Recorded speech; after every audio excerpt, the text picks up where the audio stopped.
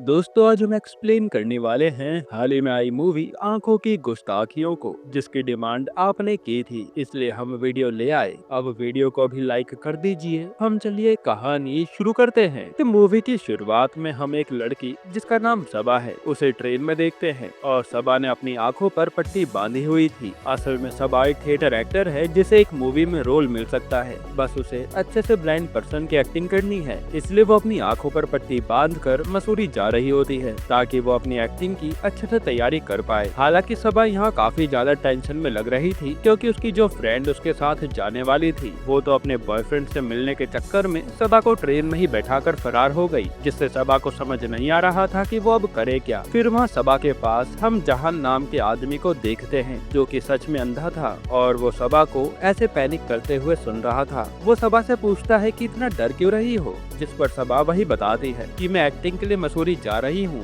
और मैंने आंखों पर पट्टी बांधी हुई है। फिर यहाँ सबा डिसाइड करती है कि चाहे कुछ भी हो जाए वो अपनी आंखों से पट्टी नहीं हटाएगी और अपने 2 हफ्ते मसूरी में ब्लाइंड पर्सन की तरह ही बिताएगी। खैर यहाँ सबा जहान से भी पूछती है कि तुम क्या करते हो, तो जहान बताता है कि मैं म्यूजिशियन हूँ जो गाने लिखता और गाता हूँ और मैं मसूरी भी गाने लिखने के लिए जा रहा हूँ ताकि शांति से अपना काम कर पाऊँ। हालांकि जहाँ सबा को ये नहीं बताता कि वो ब्लाइंड है। खैर अब ये दोनों मसूरी पहुँच जाते हैं और यहाँ जहान को उसका एक आदमी लेने आया था जो हर बार जहान का पूरा ख्याल रखता था। तब जहान के जाने की आवाज सुनकर सबा उससे कहती है कि मेरी फ्रेंड मेरे साथ नहीं है, क्या तुम मुझे वही रूम दिलवा दोगे जहाँ तुम ठहरे हो। तब इस पर जहान पहले तो मना करता है लेकिन फिर वो मान जाता है। फिर ये दोनों जहान के सर्वेंट चौकी लाल के साथ सीधा उसी होटल पहुँच जाते हैं जहाँ जहान रुकने वाला था। हालांकि इतने लंबे सफर के दौरान अब कहीं न कहीं सबा को ये यकीन हो गया था कि जहान अच्छा आदमी है, इसलिए वो उसके साथ काफी बातें भी करती है। खैर अब जैसे ही जहान होटल में सबा के लिए रूम पूछता है तो मैनेजर बताता है कि इस समय तो कोई भी रूम खाली नहीं है और आपको आसपास भी कहीं होटल खाली नहीं मिलने वाला। फिर मैनेजर कहता है कि आप दोनों एक ही रूम में एडजस्ट कर लीजिए, कुछ दिनों में रूम खाली हो जाएगा तो हम बता देंगे। लेकिन जहान तो साफ मना कर देता है कि नहीं, मुझे शांति चाहिए, मैं ऐसे किसी के साथ रूम शेयर नहीं कर सकता। पर फिर वो सबा का सोचकर इसके लिए भी मान जाता है कि ये बेचारी अब कहाँ जाएगी। अब जैसे ये लोग रूम में आते हैं तो यहाँ चौकीलाल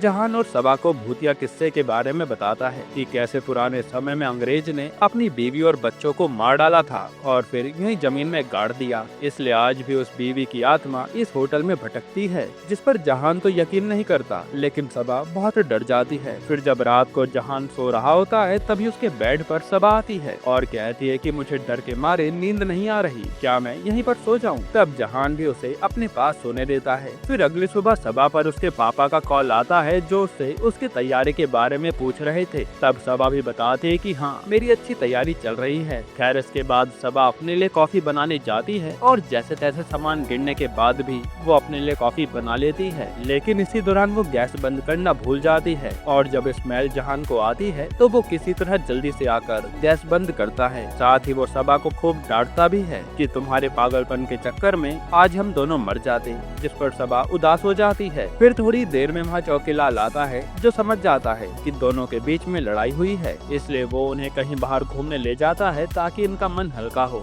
फिर वहाँ थोड़ी देर बैठकर सबा बात शुरू करती है और फिर ये दोनों अपनी अपनी फैमिली के बारे में बताते हैं, जहाँ जहान कहता है कि मेरे तो मॉम डैड इस दुनिया में है ही नहीं क्योंकि एक एक्सीडेंट में उनकी मौत हो गई, पर मैं जिंदा बच गया था। ये सब सुनकर सबा को जहान से हमदर्दी होने लगती है। हालांकि जहान अभी भी सबा को ये नहीं बताता कि वो ब्लाइंड है। उसे ऐसा लग रहा था कि मैं सबा को बताऊंगा तो वो मुझे बेचारा समझेगी। खैर फिर ये दोनों दोबारा होटल आ जाते हैं और अगले दिन से ये दोनों कई जगह घूमने जाते हैं। इस तरह से दोनों को साथ में मजा आ रहा था। हालांकि दोनों को कुछ दिखता नहीं, फिर भी दोनों खुश थे। ऐसे कुछ दिन बीतते हैं और जहान ने गाने भी लिख लिए थे जो वो सबा को भी सुनाता है और सबा भी इम्प्रेस हो जाती है। फिर एक दिन होटल में एक पंछी घुस आता है और सबा उसके कारण चिल्लाने लगती है। तब जहान जो नहाने जा रहा था वो पहले पंछी को भगाने के लिए सीढ़ी पर चढ़ने लगता है, लेकिन उसकी टॉवल उतर जाती है और ये बात जब सबा को पता चलती है तो वो खूब हंसती है, यहाँ तक कि वो जहान को छेड़ने लगती है कि मैं तुम्हें आज देख लूंगी। तब जहान उससे शर्माते हुए भागने लगता है लेकिन वो उसी के ऊपर गिर जाता है और ये दोनों इतना क्लोज आ जाते हैं कि इनकी यहीं पर किस हो जाती है। असल में सबा को जहान पसंद आ गया था इसलिए उसने रोका भी नहीं। फिर एकदम से जहान उठकर कहता है कि हमारे बीच ये जो कुछ भी हुआ है वो गलत है, हमें इसे भूल जाना चाहिए। ये सुनकर तो सबा को लगता है कि शायद जहान को मैं पसंद नहीं आई, इसलिए वो ऐसी बातें कर रहा है। यही सोचकर वो एक रूम में खुद को बंद कर लेती है। तब जहान उसे मनाने आता है और सबा से कहता है कि मुझे लगता है कि अगर तुम मुझे पट्टी हटाकर देखोगी तो पक्का मुझे एक्सेप्ट नहीं कर पाओगी। जिस पर सबा कहती है कि जब प्यार होता है तो इंसान उसे जज नहीं करता और मैं भी तुम्हें जज नहीं करने वाली। ये सुनकर जहान सबा से कहता है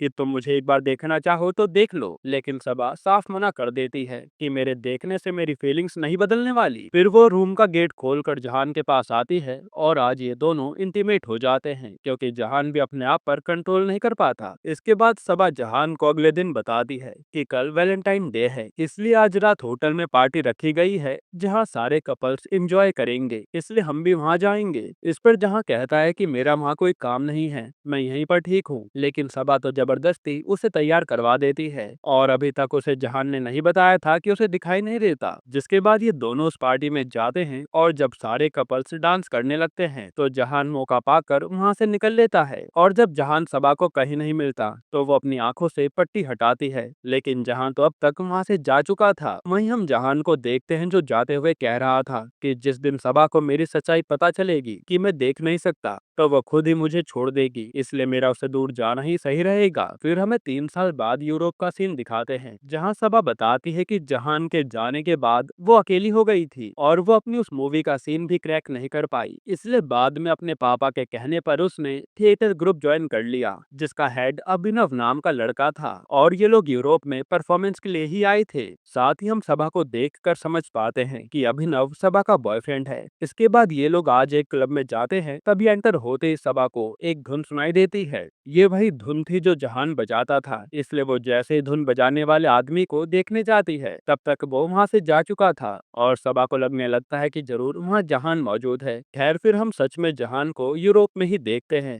जहाँ वो एक क्लब में ड्रिंक कर रहा था और वो एक लेडी से मिलता है जो हिंदी बोल रही थी, इसलिए भारतीय होने के नाते ये दोनों बात करने लगते हैं। तो ये लेडी तान्या बताती है कि हमारा यहाँ पर एक प्ले है, उसी सिलसिले में आए हैं। वही जहान बताता है कि मैं म्यूजिक कॉलेज में फेलोशिप के लिए आया था और अब मैं क्लब में पार्ट टाइम म्यूजिक बजाता हूँ। फिर तान्या के नाम पूछने पर जहान अपना नाम कबीर बताता है, यानी जहान ने अपना नाम बदल लिया। फिर जहान जब अपने घर आता है तो हमें पता चलता है कि जहान यहाँ अपनी एक आंटी के घर पर रहता है जिन्हें जहान के बारे में सब कुछ पता है कि वो भारत से क्यों आया और उसका सबा के साथ क्या चक्कर था, सब कुछ। इधर हम तान्या को देखते हैं जो कि असल में इसी प्ले का हिस्सा थी। तब यह अभिनव उसे बताता है कि इस प्ले के खत्म होने के बाद में सबके सामने सबा को शादी के लिए प्रपोज करने वाला हूँ, जो सुनकर तान्या खुश हो जाती है। हालांकि तभी अभिनव को पता चलता है कि इनका जो म्यूजिशियन है वो इस समय अवेलेबल नहीं है, तो ये लोग टेंशन में आ जाते हैं कि अब हमारे प्ले का क्या होगा। तब तान्या कहते हैं कि मुझे एक म्यूजिशियन मिला था, शायद वो हमारे काम आ जाए। जिसके बाद अगले दिन तान्या जहान को लेकर प्ले में आती है और अभिनव उसे बताता है कि उन्हें कैसा म्यूजिक चाहिए। तब जहान भी मान जाता है। इसके बाद जैसे ही जहान म्यूजिक बजाता है तो ये सुनकर सबा के होश उड़ जाते हैं क्योंकि ये तो जहान का ही म्यूजिक था। फिर अभिनव सबसे जहान को मिलाता है और जहान सबसे अपना नाम कबीर बताता है। हालांकि आवाज और बात करने के तरीके से सबा को लगने लगता है कि यही उसका जहान है, यानी वो भी उसे कभी भूल नहीं पाई। फिर जब जहान यहाँ से जाने लगता है तब सबा उसे रोककर कहती है कि तुम कबीर नहीं जहान हो ना, लेकिन जहान तो साफ मना कर देता है कि पता नहीं आप किसकी बात कर रही हैं। हालांकि अब तक वो भी जान गया था कि ये लड़की सबा ही है, पर वो सबा से बात करने की हिम्मत नहीं कर पा रहा था। फिर जब जहान को उसकी आंटी लेने आती है तो अभिनव को देखकर वो उन्हें अपने घर पर खाने के लिए इनवाइट करती है, जिस पर ये लोग मान जाते हैं। हालांकि थोड़ी देर बाद जहान आंटी को बताता है कि सबा भी उसी ग्रुप का हिस्सा है और आपने उन्हें फालतू में बुला लिया। खैर फिर रात को सब लोग डिनर पर आते हैं और यहाँ पूरे समय सबा जहान को ही देखे जा रही थी। फिर उन सबके जाने के बाद आंटी जहान से कहती है कि ये लड़की तुझे अभी तक भूल नहीं पाई, इसलिए अब मौका मिले तो हिम्मत करके उससे बात कर और अपना पूरा मैटर खत्म कर दे। ये सब सुनकर जहान अगले दिन सीधा प्रैक्टिस के बाद सबा से मिलता है और रिवील करता है कि मैं ही वो जहान हूँ। ये सुनते सबा उसे चाटा मार कर चली जाती है। फिर घर आकर वो खूब रोती है और जब अभिनव वहाँ आता है तो सबा उसे सब कुछ बता देती है, जिस पर अभिनव कहता है कि तुम आज तक उसे भूल नहीं पाई हो, तो मैं एक बार उससे सारी बातें क्लियर करके ये मैटर यहीं खत्म कर देना चाहिए ताकि तुम अपने पास्ट से पीछा छुड़ा सको। जो बात सबा को भी सही लगती है। इसके बाद सबा अगले दिन जहान से मिलने जाती है और कहती है कि मैंने सोचा भी नहीं था कि हम हम दोनों ऐसे मिलेंगे। यहाँ जहान भी सबा से काफी सारी बातें करता है, लेकिन सबा उससे एक बार भी अपने मन की भड़ास को निकाल नहीं पाती। इसलिए वो जहान से कहती है कि मुझे तुमसे जरूरी बात करनी है, मुझे एक बार जरूर मिलना। फिर ये दोनों प्ले की तैयारी करने लगते हैं और शाम को सबा जहान से मिलने के लिए कहती है। जिसके बाद आज ये दोनों पहले एक पब में जाते हैं और जहान ड्रिंक लेने आ जाता है, लेकिन गलती से वो दूसरे आदमी की ड्रिंक उठा लेता है जिसमें उसने ड्रग्स मिलाए हुए थे। फिर ये ड्रिंक पीते पीते ये दोनों पुरानी बातें याद करने लगते हैं और ड्रग्स के कारण सबा जहान से अपने मन की भड़ास निकालने लगती है कि तुम मुझे उस दिन ऐसे ही छोड़ गए थे और मैं तुम्हारे लिए कितना तड़पी थी। जिस पर जहान कहता है कि मुझ में ही कमी है, मैं तुम्हारे लायक नहीं था और ना ही कभी बन पाऊंगा, इसलिए मैं चला गया था। जिस पर सबा कहती है कि एक बार मुझसे बात करके तो देखते। यही सब बातों के दौरान ये दोनों किस कर लेते हैं।